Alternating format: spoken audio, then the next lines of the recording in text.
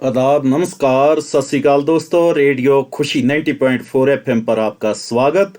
मैं हूं आपका डिवाइन और दिलदार आरजे गुरवेल सिंह और रेडियो खुशी के स्टूडियो में है आज हमारे साथ Guru Nanak fifth centenary school Mussoorie के student miss Harman Kaur, miss Sahaj Kaur and miss Hamani पासकर।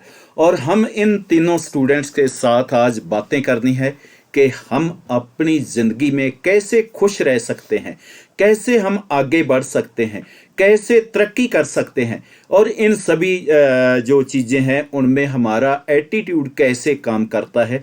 तो आइए सबसे पहले हम आज हमारे विद्वान स्पीकरों का रेडियो खुशी के स्टूडियो में करते हैं स्वागत, वेलकम, और उसके बाद करेंगे खूब सारी बातें। तो सहज, रेडियो खुशी पर आपका स्वागत, कैसे लग रहा है? सर मुझे तो बहुत अच्छा लग रहा है। ये मेरा आई गेस 5वीं या चौथी बार होगा आना। हाँ। और हर बार मेरा एक्सपीरियंस बहुत अच्छा लगता गुड, है। Very good. तो हरमन, आप कैसे महसूस कर रहे हैं? रेडियो के स्टूडियो में हैं आज और आपको सभी लिसन कर रहे हैं, लाइव सुन रहे हैं, तो कैसे फील हो रहा है? It is feeling very great. I came here like for the second time. बहुत ही ज्यादा अच्छा लग रहा है। हिमानी, कैसे आप महसूस कर रहे हो रेडियो के स्टूडियो में? वेलकम जी आपका।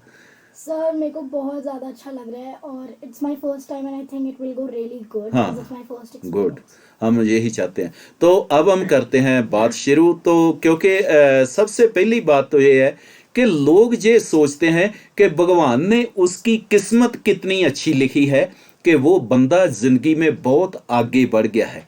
तो मैं यही क्वेश्चन आपसे सहज करना चाहूँगा, क्या लोगों की किस्मत भगवान ही लिखता है या लोगों का बिहेवियर या एटीट्यूड उनकी किस्मत लिखता है? आप क्या सोचते हैं इसके बारे में? मेरा तो सिंपल सा फंडा है कि इट्स लाइक भगवान हमारी किस्मत नहीं लिखता है। जो लोग होते हैं वो खुद ही अपनी किस्मत लिखते हैं। जैसे कि अभी मैंने एक स्टोरी पढ़ी थी कि एक फार्मर था अफ्रीका का। उसने सोचा कि उसको किसी ने बोला कि आप अगर डायमंड्स कमाओगे तो आपके पास बहुत पैसा आएगा। तो वो डायमंड्स की खोज में इधर उधर निकल गया।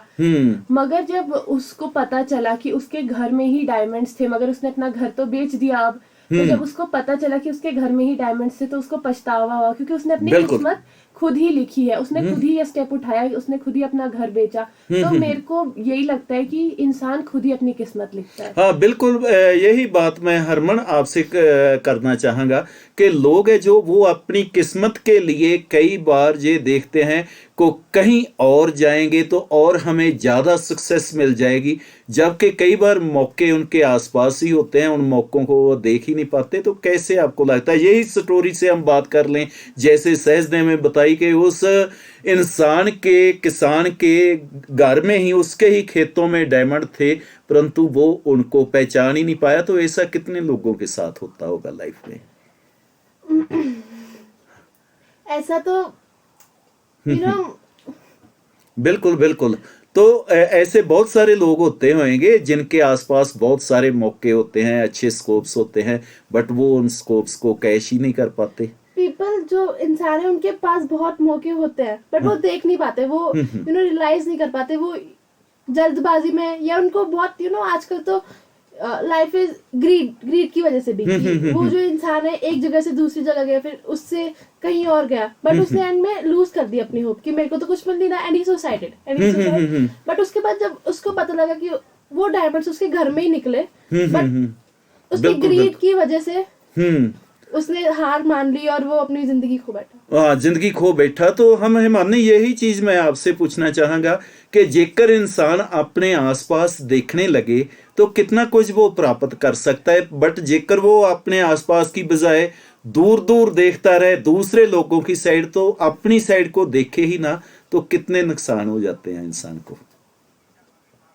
सर मेरे हिसाब से तो जो उसने करा वो गलत था, बिकॉज उसको दूसरों की ना सुन के उसको अपने हिसाब से अपने ही घर में देखना चाहिए था। क्योंकि सर साफ सीधी बात है, दूसरों की बातों में आके उसे दूसरे लोगों ने बोला होगा यहाँ जा वहाँ जा। हाँ। उसने वही बात सुन के उसको उसके अंदर आया होगा कि मैं अगर अपने घर में मेरा तो कुछ है नहीं, तो उसने सोचा बाकी जगह जाऊंगा तो ज्यादा मिलेगा। तो सर उसी हिसाब से उसने अपने लालच की वजह से और ज्यादा पाने के लिए और अच्छी क्वालिटी उस डायमंड के अंदर पाने के लिए वो सर दूसरी जगह पे गया और फिर जब उसे एंड में पता चला कि उसके खुद के घर में ही वो हीरे थे तो उसे बहुत पछतावा बट हुआ। तब तक बहुत देर हो चुकी थी। yes. क्योंकि ऐसे ना मुझे एक और स्टोरी याद आ रही थी कि एक बार एक बस में एक लेडी जा रही थी कहीं, तो उसकी पास वाली सीट पर ही आके एक लाला जी बैठ गए और लाला जी उस लेडी को यही पूछने लगे कि भाई क्या काम करते हो, क्या है। तो वो लेडी बहुत दुखी स्वर में कहने लगी, क्या बताएं, मैं खेती करती हूँ, मेरे खेत हैं, बट मेरे खेत हैं जो उनमें पानी का लेवल बहुत अप है, थोड़ा सा ही गड्ढा खोदें तो नीचे से पानी आ जाता है, तो इसलिए हमारी खेती हो नहीं पाती, मैं बहुत दुखी हूँ, बहुत परेशान हूँ।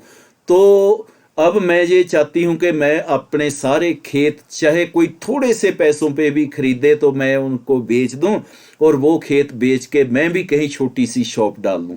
तो ये बात जब लाला ने सुनी तो लाला को पता चल गया कि ये बहुत ही सस्ते में अपने खेत बेचने वाली है। तो लाला ने कहा कि चलो देखते हैं, रिश्तेदारों के तो बाद में भी चले जाएंगे, थोड़ा लेट चले जाएंगे, कोई बात नहीं। तो लाला उसको कहने लगा, चलो आप मुझे अपने खेत दिखाइए, हो सकता है कि मैं ही आपके खेत खरीद लूँ। वो उन खेतों में लेकर गई। तो जो अपने खेतों से ही पहले इतना दुखी थी, परेशान थी, वो उसके हाई रेट की तो कहीं एक्सपेक्टेशन कर ही नहीं सकती थी। तो लाला को उसने बहुत ही सस्ते में वो खेत फ्री के दाम पे ही बेच दिए। तो लाला ने क्या किया कि उसी खेत में पानी का लेवल तो हाई था, कहीं से लाना नहीं पड़ना था, उसने उस जगह पे गड्ढा खुदवाया और पूरा एक तालाब बना के और उसमें मच्छियाँ डाल दी। और वो ही खेत, जिन खेतों से वो लेडी दुखी थी, परेशान थी, वो ही खेत उस लाला के सोने का अंडा देने वाली मुर्गी बन के, मीन कहीं ज़्यादा, जितने पैसे के लाला ने खेत खरीदे थे उतने पैसे उसने कुछ महीनों से ही उसमें कमा लिए और आगे से वो खेत उसके हाई इनकम वाले बन गए। तो क्या ऐसा सहज आम लोगों के साथ चलता है? आपका इस पे बारे क्या कहना है? तो सर बेसिकली ये जो आपने अभी हमें कहानी सुनाई उसमें बेसिकली ये दिखाया गया था कि वो बड़ी ही परेशान थी, मगर जो लाला था उसने होप नहीं छोड़ी। उसने कहा कि चलो हम जाके देखते हैं, एक लास्ट होप होती है ना सबके पास कि चलो क्या पता यहाँ पर कुछ हमारा हो जाए। तो वैसे ही जैसे उसके वहां पर उसने गड्ढा खोदा, दिमाग लगाया उसने अपना बेसिकली। तो उसने बेसिकली अपने दिमाग का यूज किया और अपने जो एटीट्यूड है उसने उस चीज के लिए, उस पानी के पॉन्ड के लिए पॉजिटिव रखा। अगर वही वो नेगेटिवली सोचता तो उसको भी लगता कि ये तो जमीन बर्बाद है, इसमें क्या ही होगा। मगर उसने जब वो पॉजिटिवली सोचा, दिमाग लगाया, फिर उसने उधर मछलियां डाली और फिर वही उसके बहुत काम आई, काम आ गया और उसका उसी से ही काम चल गया।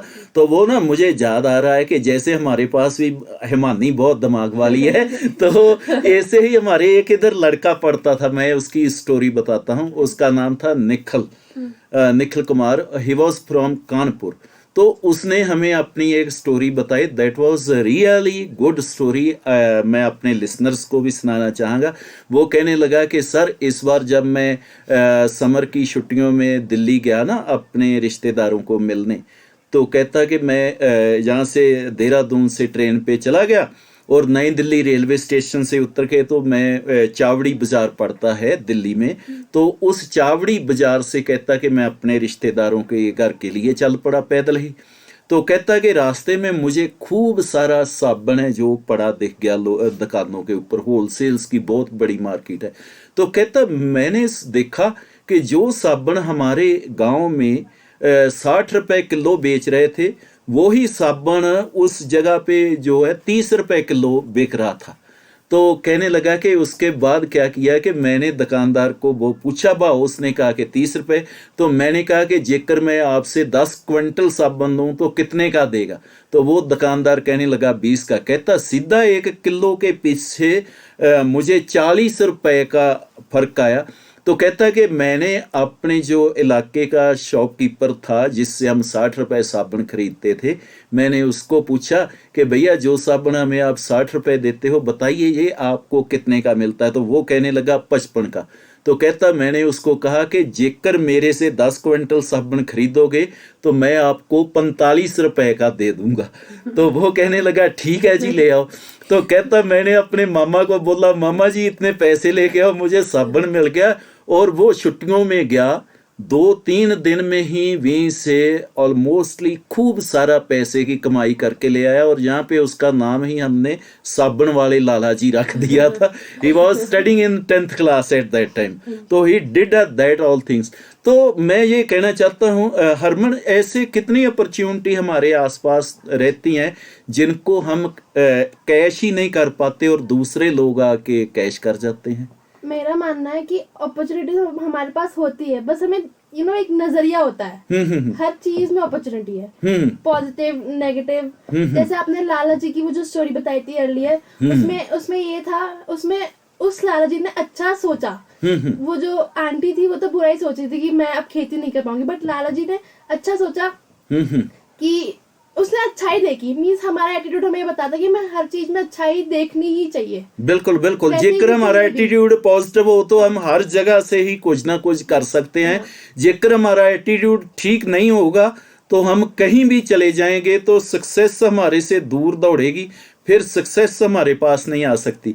तो हिमानी, आपका क्या कहना है कि जेकर हमारा एटीट्यूड बढ़िया, क्योंकि मैं एक और चीज़ जाननी चाहता हूँ कि जैसे कुछ लोग हैं उनके पास डिग्रियां तो बहुत बड़ी बड़ी आ जाती हैं, लाखों रुपए डिग्रियों पे लगा देते हैं, परंतु उनका एटीट्यूड इतना होता है कि वो अत दर्जे के खड़ूस लोग होते हैं। तो ऐसे लोग क्या लाइफ में सक्सेस हो सकते हैं? डिग्री बड़ी हो पर हो अत के खड़ूस, क्या कहना चाहेंगे?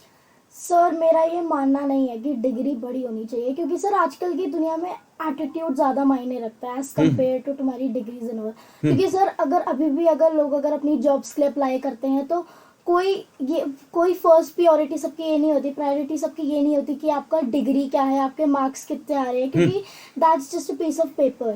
वो लोग आपका एटीट्यूड देखना चाहते हैं, बिकॉज उनके एटीट्यूड से उनको पता लगता है कि आपकी पर्सनालिटी क्या है, आपका कैरेक्टर क्या है। बिकॉज सर आपकी लाइफ में कैरेक्टर बहुत मैटर करता है। तो सर मेरे हिसाब से डिग्री इतना मैटर नहीं करती। बिल्कुल बिल्कुल जी, बहुत बढ़िया बात है। इसी विषय पे हम बात करेंगे एक ब्रेक के बाद कि एटीट्यूड कितना इम्पोर्टेंस रखता है और डिग्री कितनी अहमियत रखती है जिंदगी में सफल होने के लिए। बट उससे पहले ले रहे हैं एक छोटा सा ब्रेक, और ब्रेक पर जाने से पहले मैं फिर अपने लिसनर को बता देना चाहता हूं कि रेडियो खुशी 90.4 FM के स्टूडियो में मेरे साथ हैं आज हरमन कौर, सहज कौर एंड हिमानी भास्कर। तीनों ही स्टूडेंट हैं Guru Nanak 5th centenary school Mussoorie के, और इनके साथ जो हमारी बातचीत है वो चल रही है कि हम जिंदगी में कैसे सफल हो सकते हैं, हमारा एटीट्यूड हमें कैसे जिंदगी में सक्सेस के शिखर पर पहुंचा सकता है। बट आइए इस ब्रेक के बाद फिर मिलते हैं बहुत जल्दी रेडियो खुशी 90.4 FM पर।